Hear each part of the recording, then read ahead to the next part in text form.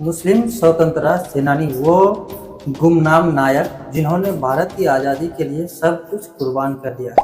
अगर मैं आपसे पूछूं कि भारत की आज़ादी के लिए किन किन लोगों ने सबसे बड़ा बलिदान दिया, तो शायद आपके मन में सबसे पहले महात्मा गांधी, भगत सिंह, चंद्रशेखर आज़ाद, सुभाष चंद्र बोस और रानी लक्ष्मीबाई जैसे नाम आएंगे। लेकिन क्या आप जानते हैं कि भारत की आज़ादी की इस लंबी लड़ाई में हजारों मुस्लिम स्वतंत्रता सेनानी ने भी अपने प्राण न्यौछावर किए थे। ऐसे लोग जिन्होंने जेल की काल कोठरियों देखी, अंग्रेजों की यातनाएं झेली, फांसी के फंदे को मुस्कुराकर चूम लिया, लेकिन कभी अपने देश से गद्दारी नहीं की। दोस्तों, आज की इस वीडियो का उद्देश्य किसी धर्म को बड़ा या छोटा दिखाना नहीं है। भारत की आज़ादी किसी एक समुदाय की नहीं बल्कि पूरे देश के संघर्ष का परिणाम थी। इस लड़ाई में हिंदू थे, मुस्लिम थे, सिख थे, ईसाई थे और समुदायों के लोग भी थे। सभी का सपना सिर्फ एक था, एक आज़ाद भारत। लेकिन सवाल यह है कि आखिर इन मुसलमान स्वतंत्रता सेनानियों का योगदान इतना महत्वपूर्ण होने के बावजूद आज इनके बारे में कम क्यों बात होती है? क्या इतिहास के कुछ पन्ने समय के साथ धुंधले पड़ गए या हम ही उन्हें पढ़ना भूल गए? इन सवालों के जवाब जानने के लिए हमें समय के पीछे जाना होगा। साल था 1600। इंग्लैंड की ईस्ट इंडिया कंपनी भारत आई। शुरुआत व्यापार से हुई, लेकिन धीरे धीरे व्यापार सत्ता में बदल गया। भारत के राजाओं की आपसी लड़ाइयों का फायदा उठाकर अंग्रेजों ने एक एक करके पूरे देश पर अपना कब्जा जमाना शुरू कर दिया। किसानों पर भारी कर लगाए गए, कारीगरों का काम छीना गया, व्यापारियों का नुकसान हुआ और आम जनता का जीवन कठिन होता चला गया। लेकिन हर अत्याचार की एक सीमा होती है और वह सीमा टूट गई 1857 ईस्वी में। साल 1857 ईस्वी में, जिसे भारत का पहला स्वतंत्रता संग्राम कहा जाता है, मेरठ से शुरू हुई चिंगारी देखते ही देखते पूरे उत्तर भारत में फैल गई। सैनिकों ने अंग्रेजों के खिलाफ विद्रोह कर दिया। आम जनता भी उसके साथ आ गई। यह सिर्फ कारतूसों का विरोध नहीं था, यह वर्षों से जमा हुआ गुस्सा था, विस्फोट था। क्रांतियों को एक ऐसा नेता की जरूरत थी जिसके पीछे पूरा देश खड़ा हो सके। उनकी नज़र दिल्ली के आखिरी मुगल बादशाह बहादुर शाह जफर पर गई। उस समय उसकी उम्र 80 वर्ष से अधिक थी। ना उनके पास बड़ी सेना थी, ना धन और ना शक्तिशाली साम्राज्य, लेकिन उसके पास एक ऐसी चीज थी जो किसी भी हथियारों से बड़ी थी, भारतीयों का विश्वास। जब क्रांतिकारी उनके पास पहुंचे और उससे नेतृत्व की अपील की, तो जफर जानते थे कि अंग्रेजों से टकराने का परिणाम क्या हो सकता है। फिर भी उन्होंने अपने देशवासियों का साथ चुना। उन्होंने विद्रोह का समर्थन किया और दिल्ली आज़ादी की लड़ाई का सबसे बड़ा केंद्र बन गई। अंग्रेज घबरा गए। उन्होंने पूरी ताकत से हमला किया। दिल्ली की गलियों में भीषण युद्ध हुआ, हजारों लोग मारे गए। आखिरकार अंग्रेजों ने शहर पर दोबारा कब्जा कर लिया। इसके बाद जो हुआ वह भारतीय इतिहास की सबसे दर्दनाक घटना में से एक था। बहादुर शाह जफर के बेटे को पकड़कर मार दिया गया। कहा जाता है कि उनके कटे हुए सिर उसके सामने लाकर रखे गए। एक बुरे पिता के लिए इससे बड़ा दुख शायद ही कोई हो सकता था। इसके बाद अंग्रेजों ने जफर को गिरफ्तार कर लिया और उन्होंने रंगून यानी आज के म्यांमार निर्वासित कर दिया। वहीं उन्होंने अपने जीवन के अंतिम दिन बताए। मरने से पहले उन्होंने लिखा, कितना है बदनसीब जफर, दफन के लिए 2 गज जमीन भी न मिले हुए यार में। यह सिर्फ एक शेर नहीं था, यह उस दर्द की आवाज़ थी जो एक गुलाम देशों के दिल से निकली थी। लेकिन 1857 की कहानी सिर्फ बहादुर शाह जफर तक सीमित नहीं थी। उसी समय अवध में एक और नाम अंग्रेजों की नींद उड़ा रहा था, बेगम हजरत महल। जब अंग्रेजों ने अवध पर कब्जा किया तब अधिकांश लोगों ने मान लिया कि अब कुछ नहीं बचा, लेकिन बेगम हजरत महल ने हार नहीं मानी। उन्होंने लखनऊ में विद्रोह का नेतृत्व संभाला, सैनिकों को संगठित किया, जनता का हौसला बढ़ाया और अंग्रेजों के खिलाफ डटकर लड़ाई लड़ी।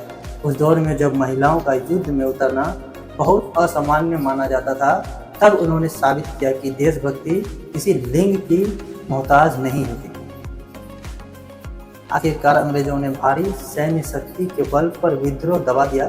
बेगम हजरत महल को नेपाल जाना पड़ा, लेकिन उन्होंने कभी अंग्रेजों के सामने आत्मसमर्पण नहीं किया। 1857 की क्रांति भले ही असफल नहीं हुई, लेकिन उसने पूरे भारत को एक संदेश दिया, गुलामी हमेशा के लिए स्वीकार नहीं की जाएगी। यही वह चिंगारी थी जिसे आने वाली पीढ़ियों के दिलों में आज़ादी की आग जलाई। आने वाले वर्षों में कुछ लोग तलवार लेकर मैदान में उतरे, कुछ ने कलम को अपना हथियार बनाया, कुछ ने भाषणों से लोगों को जगाया, तो कुछ फांसी तख्ते पर चढ़कर पूरी पीढ़ी की प्रेरित किया। और इन्हीं महान लोगों में एक नाम था मौलाना अब्दुल कलाम आज़ाद। कम उम्र से ही उन्होंने समझ लिया था कि भारत की सबसे बड़ी समस्या अंग्रेज़ों की गुलामी नहीं। उन्होंने अपनी लेखनी को हथियार बनाया। उन्होंने अखबारों और भाषणों में लाखों भारतीयों के दिलों में आज़ादी की लौ जलाई। अंग्रेज उनकी बातों से डरते थे, क्योंकि उन्हें पता था कि जागरूक जनता को हमेशा के लिए गुलाम नहीं बनाया जा सकता। लेकिन मौलाना आज़ाद अकेले नहीं थे। देश के अलग अलग हिस्सों में ऐसे अनेक मुस्लिम स्वतंत्रता सेनानी थे जो बिना किसी प्रसिद्ध की इच्छा के सिर्फ भारत की आज़ादी के लिए संघर्ष कर रहे थे। और इन्हीं में से एक ऐसा नौजवान था जिसकी कहानी दोस्तों बलिदान और देशभक्ति की सबसे महान मिसाल बन गई। उसका नाम था अशफाकुल्लाह खान। लेकिन अशफाकुल्लाह खान की कहानी शुरू होते ही एक ऐसी दोस्ती से जिन्होंने यह साबित कर दिया कि जब देश की बात आती है तो धर्म की दीवारें अपने आप गिर जाती हैं। अशफाकुल्लाह खान की शहादत ने पूरे देश को झकझोर दिया। अंग्रेजों को लगा था कि अगर वे इन क्रांतिकारियों को फांसी पर चढ़ा देंगे तो आज़ादी की आवाज़ हमेशा के लिए खामोश हो जाएगी। लेकिन इसका बिल्कुल उल्टा, अशफाकुल्लाह खान और राम प्रसाद बिस्मिल जैसे वीरों की शहादत ने इन देशों के लाखों युवाओं के दिल में आज़ादी की ऐसी आग जला दी जिसे अंग्रेज लाख कोशिश के बाद भी बुझा नहीं सके। हर शहादत के बाद एक नई क्रांति सामने आने लगी और अंग्रेजों को यह समझ आने लगा कि अब भारत पर हमेशा राज करना संभव नहीं है। इसी समय भारत ने उत्तर पश्चिम सीमांत प्रांत से एक ऐसी आवाज उठ रही थी जो बंदूक या बम से नहीं बल्कि शिक्षा, सेवा और अहिंसा से अंग्रेजों की नींव हिला रही थी। यह आवाज थी खान अब्दुल गफ्फार खान की। उसका जन्म 6 फरवरी 1980 को उत्तमानजही गांव में हुआ था। बचपन से ही उन्होंने अपने आसपास गरीबी, अशिक्षित और अंग्रेजों के अत्याचार देखे। उन्होंने महसूस किया कि अगर लोगों को शिक्षा नहीं मिलती तो वे कभी अपने अधिकारों के लिए खड़े नहीं हो पाएंगे। यही सोचकर उन्होंने गांव-गांव जाकर लोगों को पढ़ने लिखने के लिए प्रेरित करना शुरू किया। उन्होंने स्कूल खोले और समाज सुधार का अभियान चलाया। अंग्रेजों को यह सब बिल्कुल पसंद नहीं था, क्योंकि वे जानते थे कि जागरूक जनता को लंबे समय तक गुलाम नहीं बनाया जा सकता। धीरे धीरे गफ्फार खान ने एक संगठन बनाया जिसका नाम था खुदाई खिदमतगार। इस संगठन का अर्थ था ईश्वर के सेवक। इस संगठन के सदस्य लाल रंग के कपड़े पहनते थे, इसलिए अंग्रेज उन्हें रेड शॉर्ट्स कहकर बुलाते थे। लेकिन इन लोगों की सबसे बड़ी ताकत हथियार नहीं थी बल्कि अनुशासन और हिंसा थी। वे लोगों की सेवा करते थे, उन्हें एकजुट करते थे और अंग्रेजों के खिलाफ शांतिपूर्ण आंदोलन चलाते थे। महात्मा गांधी भी गफ्फार खान के साहस और उनके सिद्धांतों से बहुत प्रभावित थे। दोनों नेताओं ने मिलकर लोगों को यह समझाया कि एकता और धर्म किसी भी साम्राज्य से अधिक शक्तिशाली होते हैं।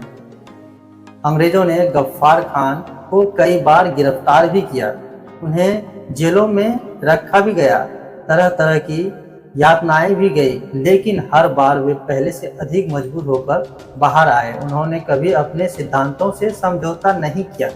उनका मानना था कि अगर इंसान की इरादा मजबूत हो तो दुनिया की कोई ताकत उसे झुका नहीं सकती। यही कारण था कि लोग उन्हें सम्मान और सीमांत गांधी कहते थे।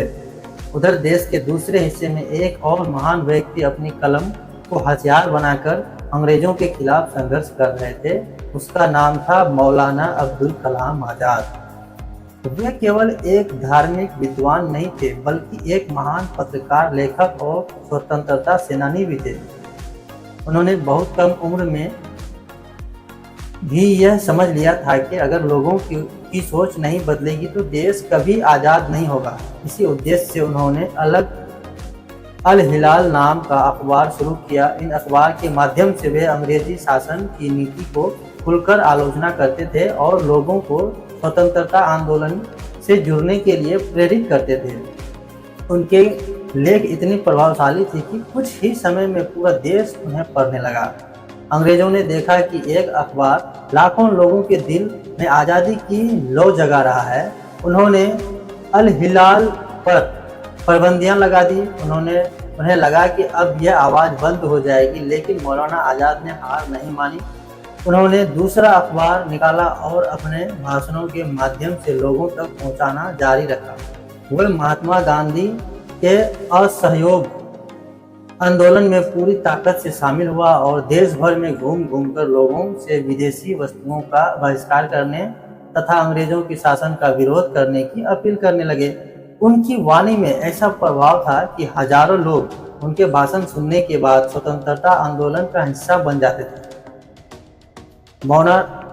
मौलाना आज़ाद का सबसे बड़ा संदेश था कि भारत की ताकत उसकी विविधता है। वे हमेशा कहते थे कि हिंदू और मुसलमान दो अलग अलग समुदाय हो सकते हैं, लेकिन उनका देश एक है और उनका भविष्य भी एक है। अगर भारत को आज़ाद करना है तो सभी भारतीयों को एक साथ खड़ा होना। उनकी यही सोच उन्हें स्वतंत्रता आंदोलन के सबसे सम्मानित नेताओं में से शामिल करती है। वर्ष 1923 में वे भारतीय राष्ट्रीय कांग्रेस के सबसे कम उम्र के अध्यक्ष बने और आगे चलकर उन्होंने स्वतंत्र भारत की शिक्षा व्यवस्था में मजबूती नींव रखने में भी महत्वपूर्ण भूमिका निभाई। इसी दौर में एक और ऐसा व्यक्ति सामने आया जिससे अपने पेशे से कहीं अधिक अपने देश को महत्व दिया। वो एक विद्वान डॉक्टर थे और उसका नाम था डॉक्टर मुख्तार अहमद अंसारी। वो चाहते थे कि आरामदायक जीवन भी जी सकते थे, लेकिन उन्हें अपने ज्ञान की अपनी प्रतिष्ठा को देश की सेवा में लगा दिया। उन्होंने कांग्रेस के माध्यम से लोगों को संगठित किया, राष्ट्रीय आंदोलनों में भाग लिया और हर मंच से यही संदेश दिया कि अंग्रेजों को हराने का सबसे बड़ा रास्ता भारतीयों की एकता है। उनके लिए मरीजों का इलाज करना महत्वपूर्ण था। इतना ही महत्वपूर्ण भारत की गुलामी का इलाज करना भी था। यही सोच उन्हें स्वतंत्रता आंदोलन के प्रमुख नेताओं में शामिल करती है। लेकिन कहानी अभी भी यही समाप्त नहीं होती है, क्योंकि अब हम एक ऐसे व्यक्ति की कहानी जानेंगे जिससे अपनी दौलत, अपना सम्मान और अपना पूरा जीवन भर की आज़ादी और शिक्षा के लिए समर्पित कर दिया। उनका नाम था हकीम अजमल खान। हकीम अजमल खान केवल एक प्रसिद्ध यूनानी चिकित्सा ही नहीं थे, बल्कि वे उन महान लोगों में से थे जिन्होंने यह समझ लिया था कि किसी भी देश की असली ताकत उसकी शिक्षा और उसके जागरूक नागरिक होते हैं। दिल्ली के एक प्रतिष्ठित परिवार में जन्मे हकीम अजमल खान चाहते तो पूरी जिंदगी सम्मान, धन और आराम के साथ बिता सकते थे, क्योंकि उस समय उसका नाम पूरे देश भारत में एक सफल चिकित्सक के रूप में जाना जाता था। लेकिन जब उन्होंने अपने ही देशवासियों को अंग्रेजों के अत्याचार सहते देखा तो उन्होंने यह तय कर लिया कि उसका जीवन केवल मरीजों का इलाज करने के लिए नहीं बना है, बल्कि पूरे देश को गुलामी की बीमारी से आज़ाद कराने के लिए समर्पित होगा। उन्होंने महात्मा गांधी और अन्य राष्ट्र नेताओं के साथ मिलकर स्वतंत्रता आंदोलन में सक्रिय भूमिका निभाई, विदेशी वस्तुओं के बहिष्कार का समर्थन किया, राष्ट्रीय शिक्षा को बढ़ावा दिया और लोगों को यह समझाया कि यदि भारत को सचमुच आज़ाद बनाना है तो हमें अंग्रेजों द्वारा बनाई गई मानसिक गुलामी से भी बाहर निकलना होगा। यही सोच आगे चलकर जामिया मिल्लिया इस्लामिक जैसी राष्ट्रीय शिक्षण संस्था की स्थापना में उनके महत्वपूर्ण योगदान का कारण बनी। उनका विश्वास था कि शिक्षा केवल नौकरी पाने का साधन नहीं है, बल्कि एक स्वतंत्र और मजबूत राष्ट्र बनने की सबसे बड़ी शक्ति है। इसी समय कई ऐसे मुस्लिम स्वतंत्रता सेनानी भी थे जिनके नाम इतिहास की मुख्य किताबों में बहुत कम दिखाई देते हैं, लेकिन योगदान किसी भी तरह कम नहीं था। उन्हीं में से एक थे उबैदुल्ला सिंधी। उन्होंने भारत के बाहर रहकर भी अंग्रेजी शासन के खिलाफ अंतर्राष्ट्रीय स्तर पर समर्थन जुटाने का प्रयास किया। वे अफगानिस्तान और अन्य देशों तक गए ताकि भारत की आज़ादी की लड़ाई को वैश्विक स्तर पर मजबूती मिल सके। उनका मानना था कि जब तक भारत स्वतंत्र नहीं होगा तब तक भारतीयों का सम्मान पूरी दुनिया में अधूरा रहेगा। इसी तरह हजारों ऐसे मुस्लिम क्रांतिकारी थे जिनके नाम आज बहुत कम लोगों को याद है।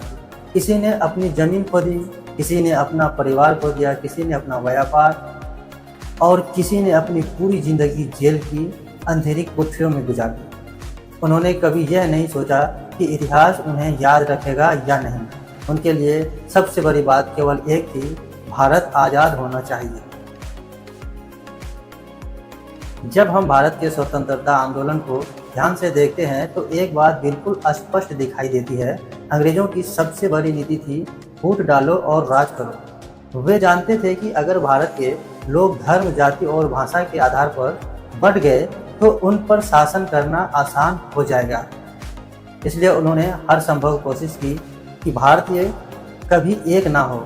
लेकिन स्वतंत्रता आंदोलन के अनेक नेताओं ने इस नीति को समझ लिया था। उन्होंने लोगों से कहा कि अगर हम आपस में लड़ेंगे तो अंग्रेज जीतेंगे और अगर हम एक साथ खड़े होंगे तो भारत जीतेगा। इसलिए जब हम अशफाक उल्लाह खान और राम प्रसाद बिस्मिल की दोस्ती को देखते हैं, जब हम मौलाना अब्दुल कलाम आज़ाद के भाषणों को पढ़ते हैं, जब हम खान अब्दुल गफ्फार खान के हिंसा के आंदोलन को समझते हैं और जब हम हकीम अजमल खान तथा डॉक्टर मुख्तार अहमद अंसारी के योगदान को याद करते हैं, तब हमें महसूस होता है कि भारत की आज़ादी किसी एक व्यक्ति, एक संगठन या एक समुदाय की देन नहीं थी।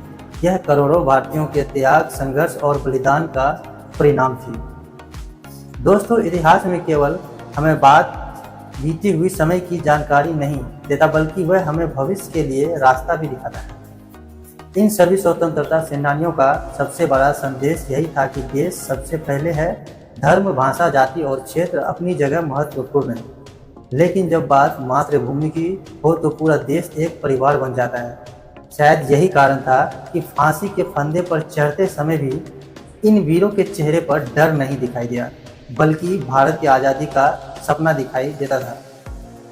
आज जब हम स्वतंत्र भारत में खुलकर सांस लेते हैं, अपने विचार व्यक्त करते हैं, अपने धर्म का पालन करते हैं और अपने अधिकारों का उपयोग करते हैं, तो हमें यह कभी नहीं भूलना चाहिए कि यह आज़ादी हमें बिना कीमत की नहीं मिली है। इसके पीछे लाखों लोगों का खून, आंसू और अनगिनत बलिदान छिपे हुए हैं। उन बलिदानों में हिंदू भी थे, मुसलमान भी थे, सिख भी थे, ईसाई भी थे और भारत की हर मिट्टी से जुड़े लोग थे।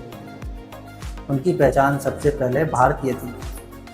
आइए इस वीडियो के माध्यम से हम उन सभी ज्ञात और अज्ञात स्वतंत्रता सेनानियों को श्रद्धांजलि अर्पित करते हैं। उन्होंने अपने आज के कुर्बान करके हमारा कल सुरक्षित बनाया। अगर हम सचमुच उनके बलिदान का सम्मान करना चाहते हैं तो हमें उनके दिखाए हुए रास्ते पर चलना होगा। एकता, भाईचारा, शिक्षा, देशभक्ति और इंसानियत का रास्ता अपनाना होगा। तो दोस्तों, अगर आपको यह वीडियो पसंद आए और आपको लगा कि भारत के इन महान स्वतंत्रता सेनानियों की कहानी हर भारतीय तक पहुंचनी चाहिए, तो वीडियो को लाइक कीजिए, अपने दोस्तों और अपने परिवार के साथ शेयर भी कीजिए और कमेंट में ज़रूर लिखिए, जय हिंद, भारत की आज़ादी सभी भारतीयों के बलिदान का परिणाम है। मिलते हैं अगली ऐतिहासिक प्रेरणादायक वीडियो में। जय हिंद, वंदे मातरम।